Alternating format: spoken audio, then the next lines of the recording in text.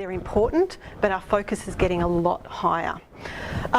So one of the examples that I've experienced from this one, I think I've got a picture here. So this is me coming out of lunch and looking at the one bike in the rack, and there's something wrong with that bike, very wrong. I'm not going to be able to ride it. The handlebars are completely facing the other way, and I'm not that drunk. I'm sorry, I'm just not that drunk. So I have to kind of think, okay, I need to get another bike from somewhere else because I need to be with somewhere. Now that map, at that point in time I didn't have a mobile phone with kind of being able to give me Google Maps.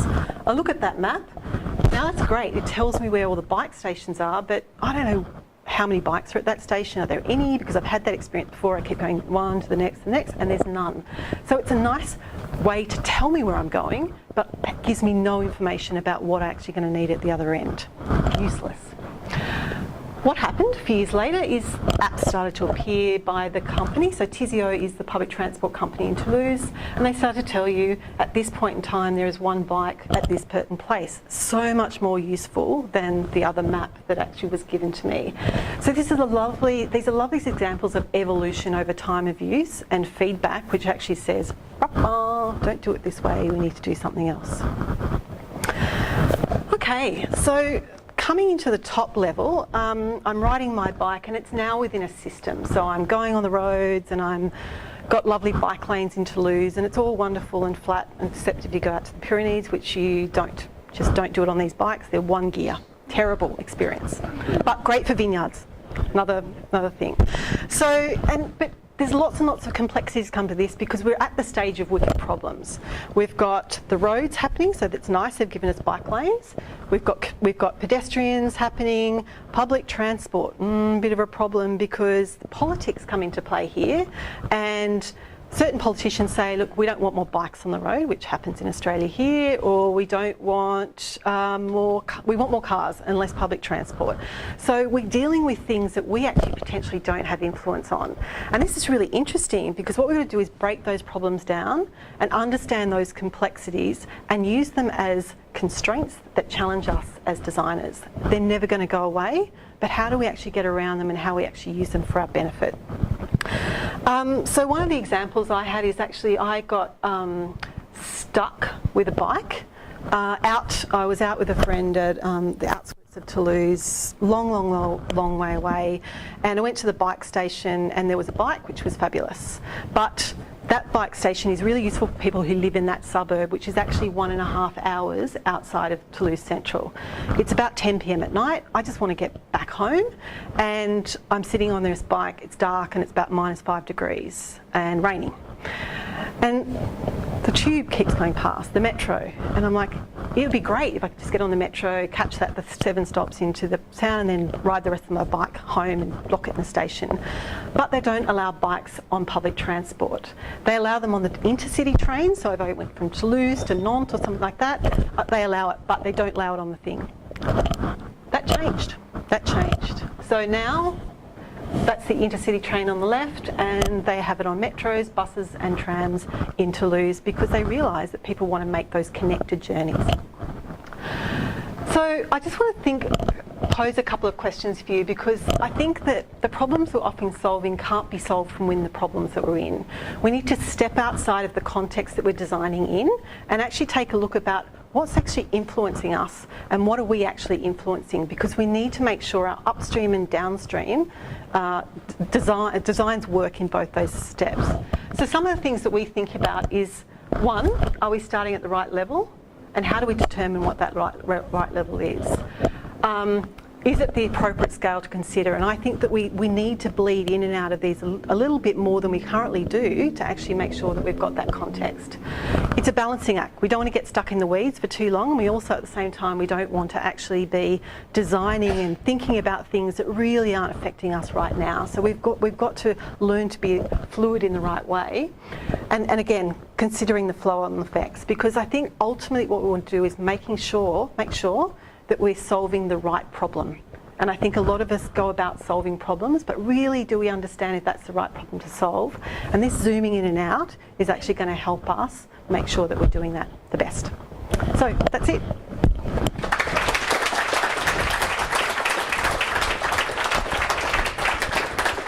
Stick around because we'll probably have some questions out there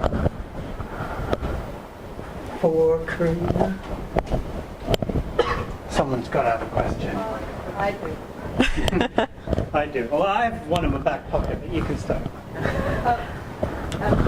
This is great talk, and thank you so much for that. How do you, so what sort of artifacts do you capture this kind of zoomed out scale and zoomed in scale? How do you capture that and explain that to people?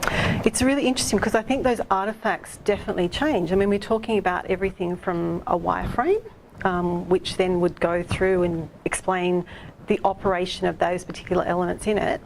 We have journey maps and we have system maps that actually then are broken down into micro components that actually describe details in that system, so we can allow the people that we're working with to have that Zoom experience.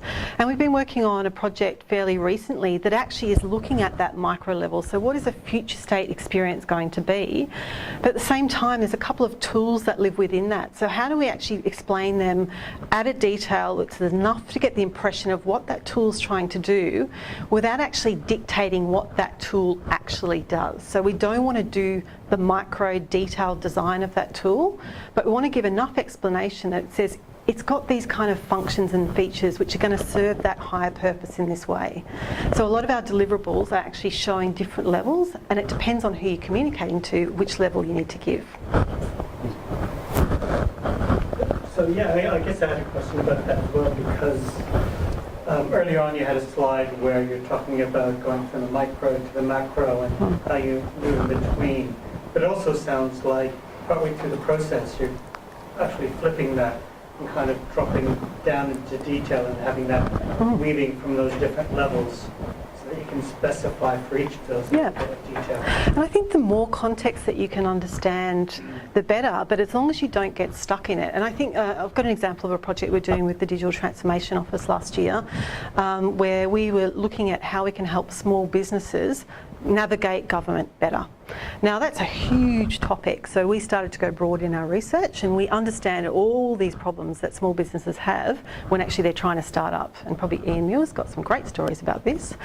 And we could very easily have got stuck up there in the, let's just solve the problem of the world of small business, but that's not what we're there for. We had to start to come down and say, of that, what can government do?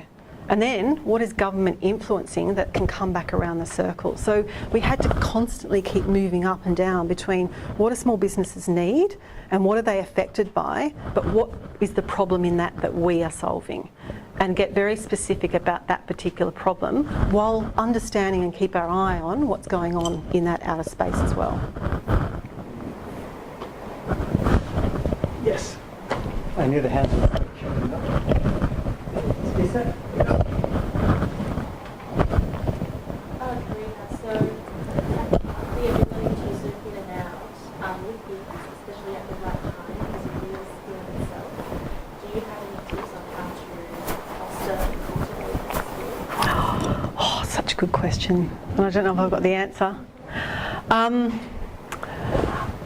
I would say if you're asking yourself some questions about why am I doing this, or does this feel right, or I don't have an answer for something, I would start to think that you need to look a little bit further. And I think as by nature, we're curious people as designers, and that curiosity is a really good thing, because what that does is say, no matter how much time I have or what the problem is, some ability to just start to look outside of that. And that might be, for me, I live in the world of quite servicey level at these points in time, but I have to look down because I have to understand that this thing that we're working on is going to eventually flow through to probably technology. Our lives are underpinned by that, and it's a huge enabler. So I have to have an understanding of what that flow on effect is. So I need to be curious about that and connect with the right people and ask the right questions and practice. And I think also, when you get to that point where you think that question's answered, really ask yourself, do I need to ask any more, or are there things that are missing in that are going to help me solve the particular problem that I'm honing in on and help me understand whether that is the right problem as well? I don't know if that answers it. I think it's got a little bit to do with confidence as well. Yeah. Go, Jake. I think it's got a little bit to do Let's have a panel session here. Confidence.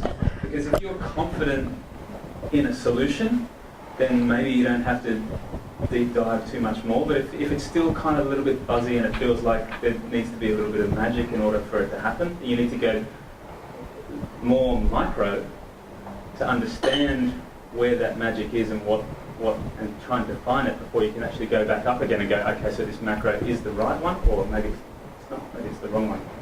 Does that give more clarification? Good work. Thank you. I was just going to ask about what are the implications for us being specialists in macro or context, if that makes sense? Because for some people, it's important to build on the strength of being a details person, and then we're lifting out, and so we don't necessarily want to all become all-rounders in that, zooming in and out, but obviously it's a skill we need to develop. I think that's the beauty of another thing about design is we are collaborators and we're partners and we work with others to do that. And so I've had the fortunate experience of having had many of those experiences of being up and down in the weeds and up in the clouds.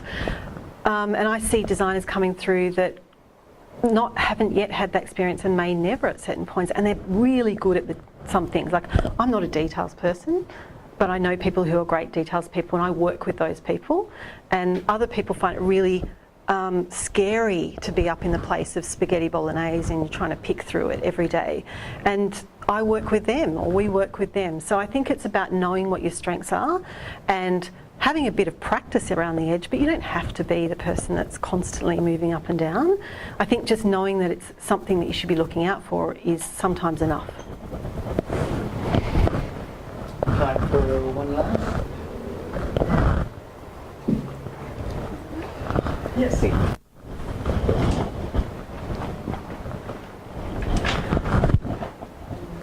was just wondering, how about time in zoom in, zoom out? Do you give yourself like a time frame?